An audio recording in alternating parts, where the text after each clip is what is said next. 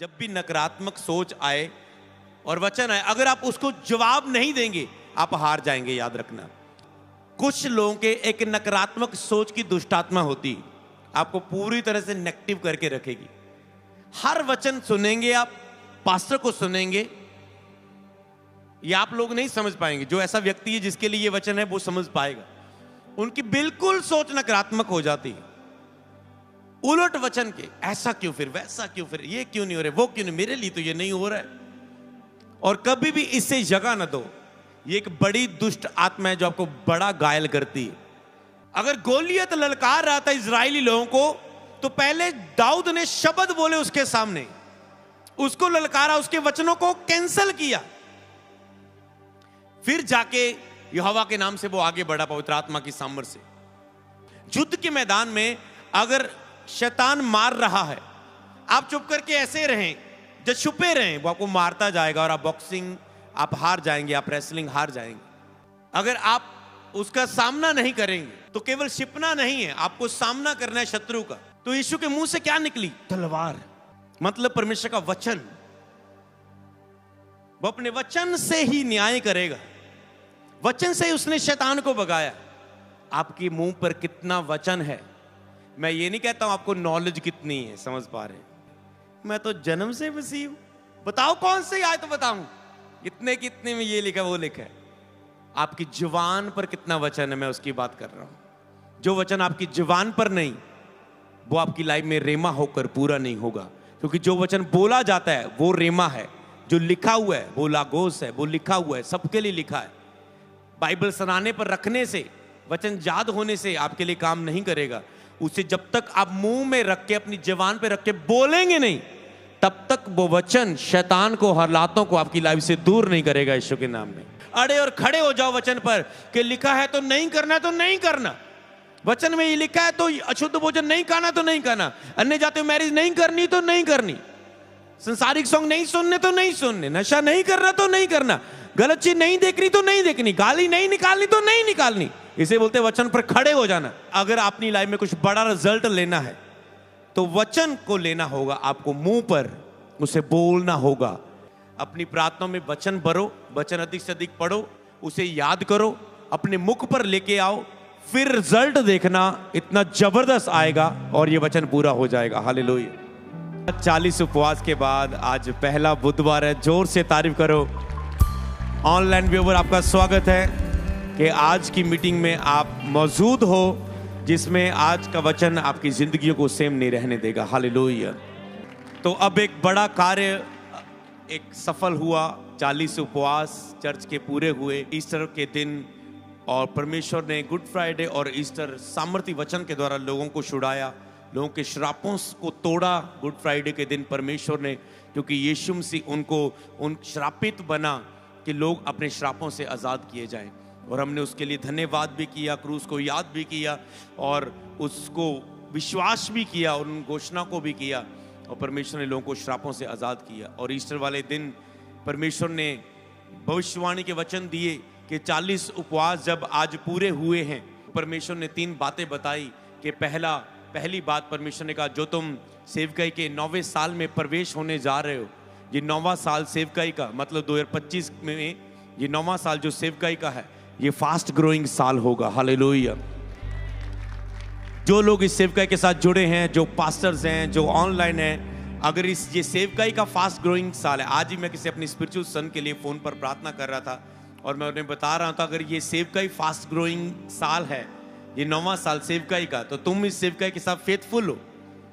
तो मैंने कहा तुम पहले होंगे जो फास्ट ग्रोइंग करोगे, क्योंकि प्रभु ने यह भी बताया, जो विश्वास योग्य रहे इस सेवकाई के साथ, जो फेथफुल रहे, परखे के, विश्वास योग्य रहे, फेथफुल रहे, उनका हृदय कभी शक नहीं किया, उन्होंने विश्वास के साथ इस सेवकाई के साथ, इस मेंटरशिप के साथ, इस अगुवाई के साथ जुड़े। अलग अलग जगहें फायदे के लिए नहीं गए, उन्होंने एक विजन का हिस्सा बने। प्रभु ने कहा वो पहले होंगे जिनके लिए ये भविष्यवाणी पूरी होगी कि वो फास्ट ग्रोइंग देखेंगे अपनी आत्मिक जीवन में, अपनी सेवकाई में, अपने बिजनेस में, अपने परिवार में, हर एक हिस्से में, चाहे वो सेवकाई है, सेवकाई का कोई भी हिस्सा है, फाइनेंशियल हिस्सा है, गैदरिंग है, अद्भुत काम है, फास्ट ग्रोइंग हर एक हिस्सों में होगी। हालेलुया। प्रभु ने कहा था ये कौन सा साल है सेवकाई का जिसमें हम शुरू होने जा रहे हैं? मैंने कहा 9वां। प्रभु ने कहा 9वें महीने में औरत जैसे बच्चे को जन्म देती है, ये सेवकाई के लोग हजारों लोगों को जन्म देंगे। हालेलुया। और परमेश्वर ने कहा ये स्थान भी छोटा पड़ जाएगा, अगले स्थानों के लिए देखना शुरू कर दो, प्रार्थना करनी शुरू कर दो। तो आपको याद रखना है ये भविष्यवाणी के शब्द, जिसके आप भी हकदार हो, हिस्सेदार हो।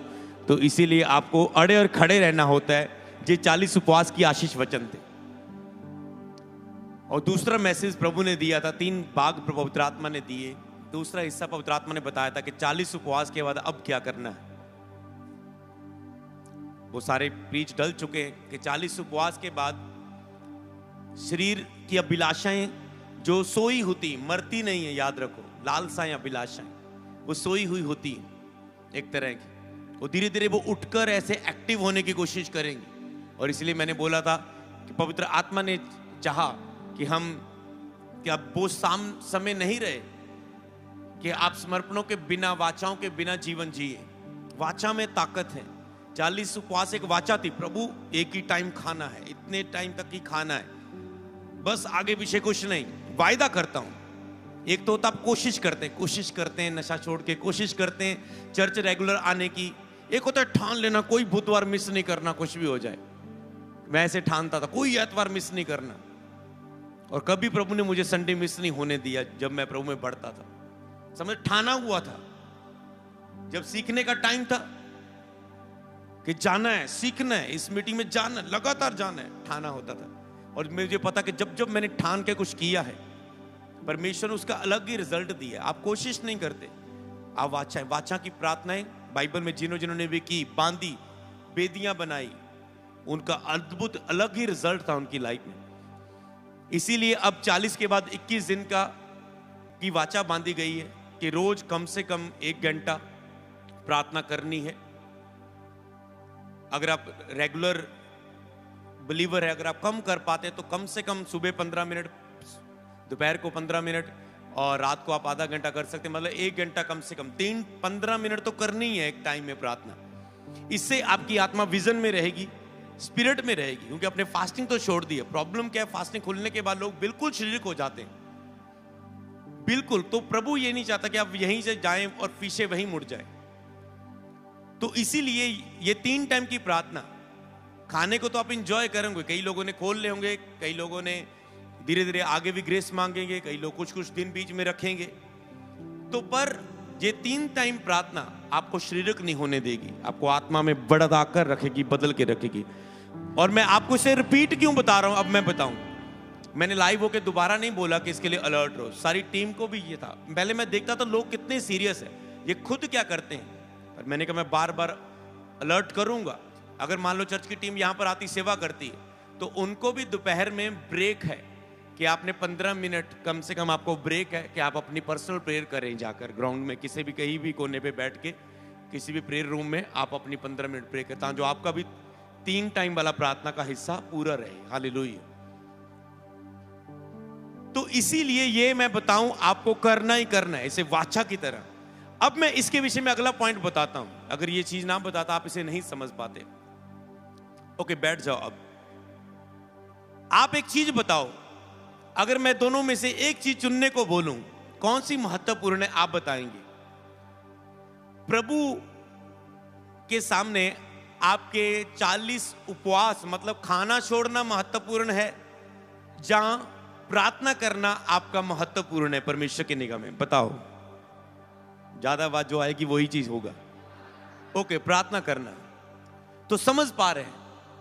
इस समय जब 21 दिनों का आप ये वाचा बांधेंगे प्रभु के साथ प्रार्थना करने की, क्योंकि ये आप हो सकता है कि उपवास में भी कई लोगों ने इतनी प्रार्थना नहीं की होगी जितनी अब करेंगे वो, क्योंकि प्रभु ने 40 फास्टिंग में ग्रेस दी है उनको ये करने का।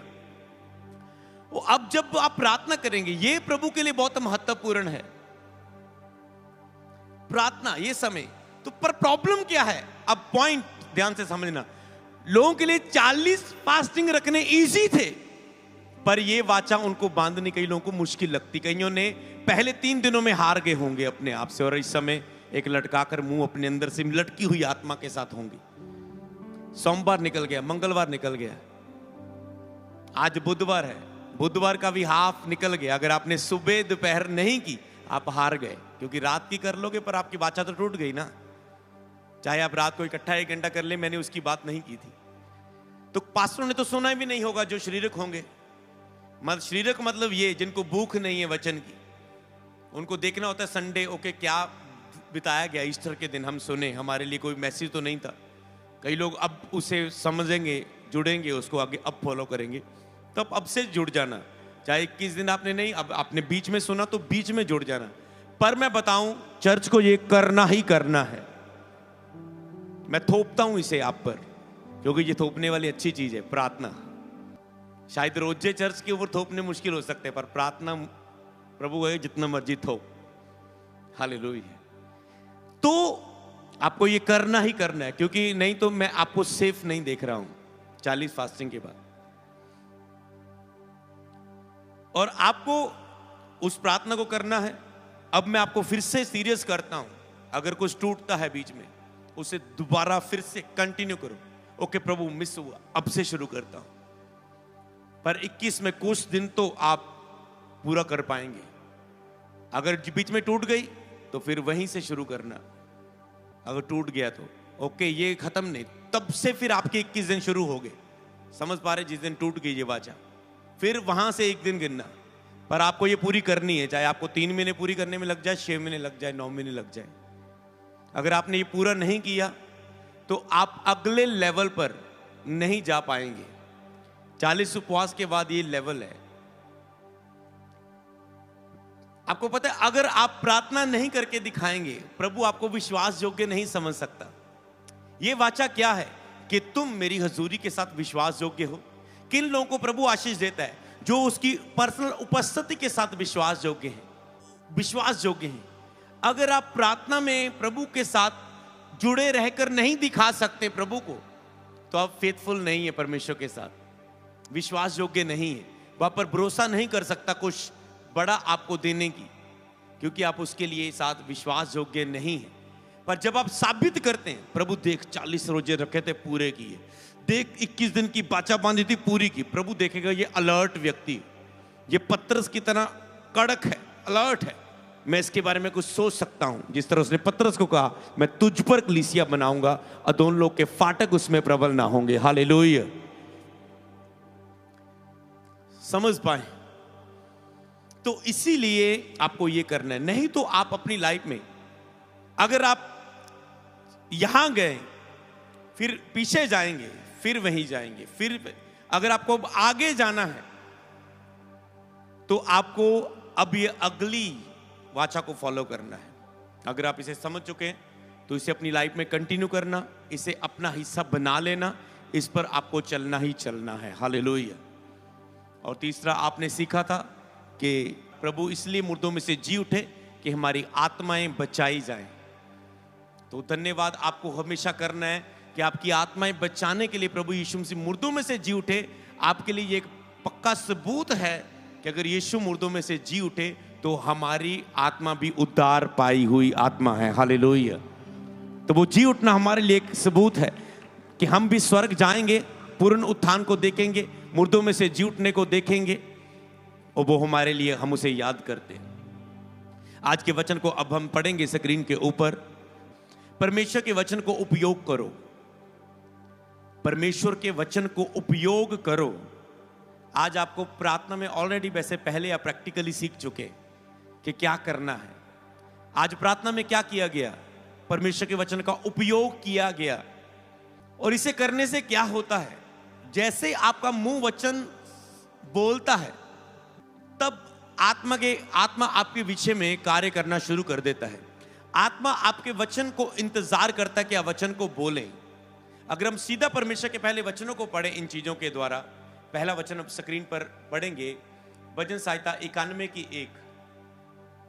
ओके, यहां पर 91 जबूर सबको पता है, पर यहां पर ही कुछ 91 जबूर को ही कि बीच में से एक लाइन को शैतान ने यीशु मसीह के सामने यूज किया था कि तू अपने आप को गिरा दे, लिखे तेरे पांव पर पत्थर से ठेस ना लगेगी अगर तू ऊंची जगह पर ले गया, कि अपने आप को गिरा दे। तो अब आपको समझना है, यही एक युद्ध है। इस वचन के इस युद्ध को आपको समझना होगा। जो परम प्रधान के छाए हुए स्थान में बैठा रहे वह उसकी सर्वशक्तिमान की छाया में ठिकाना पाएगा। ओके, बैठा रहे। जो बैठा रहे, प्रार्थना में 3 टाइम बैठने का मतलब क्या है? बैठा रहना। जो परम प्रधान के छाए हुए स्थान में बैठा रहे वह उसकी छाया में ठिकाना पाएगा। मतलब आपको निरंतर प्रभु की उपस्थिति में रहने वाला जीवन बनाना है। अगर आप साल में, मैं आपको बिग सीक्रेट अब बताता हूं, ध्यान से सुनना आंखें खोल के। साल में आप 365 दिन फास्टिंग नहीं रख सकते। सब लोग समझ पा रहे हैं? 365 दिन सारा साल नहीं आप फास्टिंग रख सकते, ऐसी जैसी आपने 40 में रखी थी।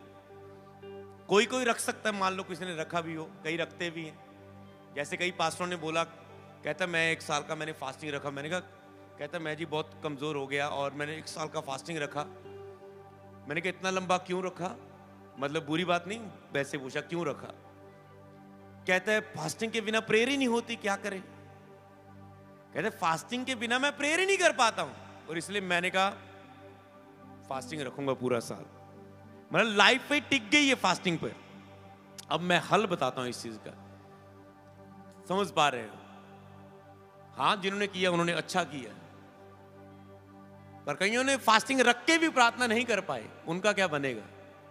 फिर तो कोई हल ही नहीं रहा, फिर तो शरीर पाप गिरना चलता रहेगा। तो आप फास्टिंग नहीं रख सकते। अब आपको अपनी आत्मा को ऐसा ट्यून करना है कि आप फास्टिंग के बिना भी 3-3 टाइम प्रार्थना कर पाए, 6-6 घंटे, 7-7 घंटे प्रार्थना कर पाए। आपको ये ग्रेस हासिल करनी है और ये सीखना है। हालेलुया, समझ पाए? आप सारा साल फास्टिंग नहीं रख सकते। तो आपको अब 21 दिन को एक कितना महत्वपूर्ण है, अब आप समझ पा रहे हैं कि अब आप फास्टिंग में नहीं है। किसने रखनी है रखेंगे, कई लोग 2 हफ्ते की, 3 हफ्ते की, 4, या मीटिंग वाले दिन 1 दिन पहले, वो आपका पर्सनल शेड्यूल बीच बीच में रहेगा। फास्टिंग के बिना भी, इसका मतलब ये नहीं कि आप फास्टिंग के बिना 21 दिन पूरे करो। आत्मा आपको अगुवाई करे, बीच बीच मांगे। आपकी आत्मा की नीड है, हर एक की अलग नीड है, जरूरत है। पास्टर का डिफरेंट माहौल है, विश्वासी का डिफरेंट है, जो पाप से लड़ रहा है उनका डिफरेंट माहौल है। तो हर एक का डिफरेंट मुद्दा है। आपको बीच में 21 दिन में मांगना है, बीच में पवित्र आत्मा मुझे और फास्टिंग की ग्रेस दे। अब 40 के बाद 21 दिनों के लक्ष्य में मैं कौन सी फास्टिंग रखूं जिसमें मैंने प्रार्थना की वाचा बांधी है। ताकि जो अगर आपको आत्मा में नीड महसूस हो रही है तो पवित्र आत्मा की सहायता से इसे जरूर रखें। जब भी उपवास रखे, पवित्र आत्मा की सहायता से रखें। शरीर से कई बार आपके फास्टिंग शुरू नहीं हो पाते। आपको लग रहा है ओ ये कमजोरी पर मैं जीत नहीं पा रहा हूं, ओ मैं ऐसा करता हूं 7 दिन कुछ नहीं खाऊंगा, फास्टिंग रखता हूं। आप खोल लेते, तोड़ लेते, रख ही नहीं पाते, सोचते ही रहते, क्योंकि आप कोशिश कर रहे हैं। इसलिए पवित्र आत्मा की ग्रेस मांगनी, प्रभु की और सहायता मांगनी है, उसी से आप उपवास रखें। सबको जय मसीह की। मैं जतिन बब्बर और आप देख रहे हैं मसीह परिवार चैनल। जैसे कि आप सब जानते हैं कि मैं इस चैनल पे प्रभु के अलग अलग दासों की वीडियोस डालता हूं। तो अगर आपको हमारा चैनल अच्छा लगता है तो आप इस चैनल को ज़्यादा से ज़्यादा सब्सक्राइब जरूर करें, ताकि आप प्रभु के वचन को सुन सके। वीडियोस को ज़्यादा से ज़्यादा शेयर करें ताकि जिन लोगों तक वचन नहीं पहुंचा उन तक भी वचन पहुंच सके। सबको जय मसीह की। एक बार मैं आपसे दोबारा कहूँगा कि इस चैनल को सब्सक्राइब जरूर करें और वीडियोस को ज़्यादा से ज़्यादा शेयर करें। जय मसीह की।